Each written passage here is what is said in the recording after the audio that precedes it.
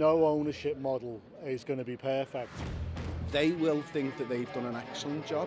That's maybe the best you can ask for in football these days. Hopefully they sell the club to the right type of people. Sadly, no billionaire's a good billionaire.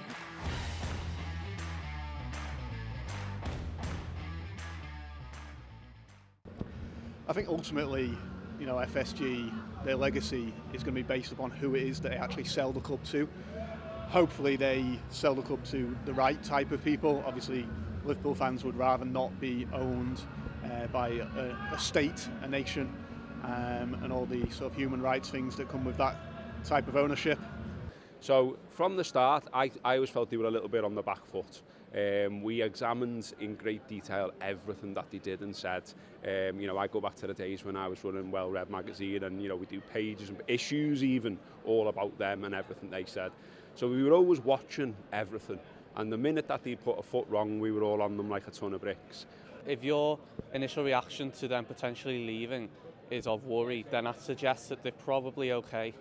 And that's maybe the best you can ask for in football these days. Not to say that we should accept that, but it might be a case of know your enemies, keep your enemies closer. So we know we can lobby them, we know we've got representation on the board now, we know we can make them change their minds, and it's about being careful what you wish for, really.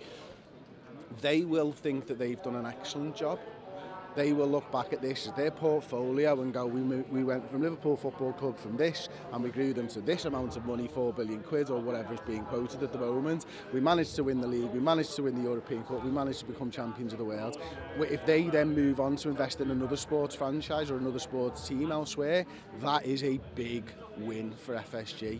Liverpool's fan base is probably one of the most outspoken, and obviously in terms of being able to rally together, we've seen over the last 15 years, even going back to Hicks and Gillette, kind of one Liverpool want to get a message across through various supporter groups, whether that be Spirit Shankly, Spy and Cop, they will get that message across. And obviously if it was maybe a lesser unified fan base, maybe those decisions wouldn't have been reversed, but ultimately they have been reversed.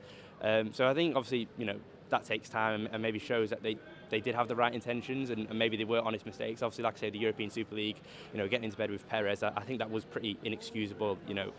They'd been there for 11 years at that point. They've came in, they've spent more than what people probably think. It's just they can't compete with the teams around us. The Chelseas, the Man United, the Cities, PSGs. These are teams that have just got unlimited funding, and we can't do that. Our strategy has always been to reinvest what we earn, and we've done that. And I actually think it's meant more to win trophies when doing that. It's meant you've beat teams that can just go out and spend whatever they want, and it's meant more to win things. In terms of the legacy, it's been the most successful time, definitely in terms of the modern day and stuff. And but obviously they've dropped the ball on a number of occasions with the Super League and the ticket prices, the furloughing of the staff, all the rest of it. But nobody's perfect. But I think in terms of what they're going to leave behind, it's in a much better place than it was. There's loads of mistakes that they've made, and they've made mistakes in the transfer market early doors where they splurged loads of money. They made a mistake in getting rid of Kenny Dalglish, a club legend, in the way that they did. But ultimately they hired the man and the team who were able to challenge for titles, win a Premier League title, become champions of the world for the first time, win a 6th European Cup. I mean, these are things that will live with us as fans forever. We was in trouble when they took us over. Look at our training ground facilities, look what we've won under them, look at what Klopp's done under FSG. Yeah, okay, they haven't given us the millions and millions that as a supporter we'd have liked, but they've given us the opportunity to have the legacy and the history to say this through their period we've done well. It's a case of I'll be sad to see them go because you're in uncharted territory now. You don't know what's going to come in, and sadly no billionaire's a good billionaire. None of them have morally done anything great, so it's a case of I'm a little bit worried of what's to come next. Overall, on balance, I think FSG have been good for Liverpool Football Club. They've clearly made mistakes.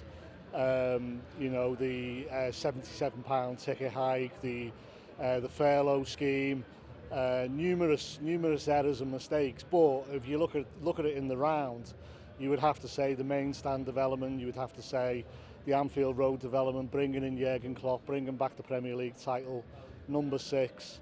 I think overall they've been a positive for Liverpool Football Club. And the big thing for me is that no ownership model is going to be perfect. But what stands out about FSG is their willingness in recent years to engage with supporters, and the creation of the supporters board is a big plus. And my worry would be if we bring in someone who's paying £4.3 billion for the asset, are they going to be as willing to listen to supporters as FSG have? And that worries me a lot.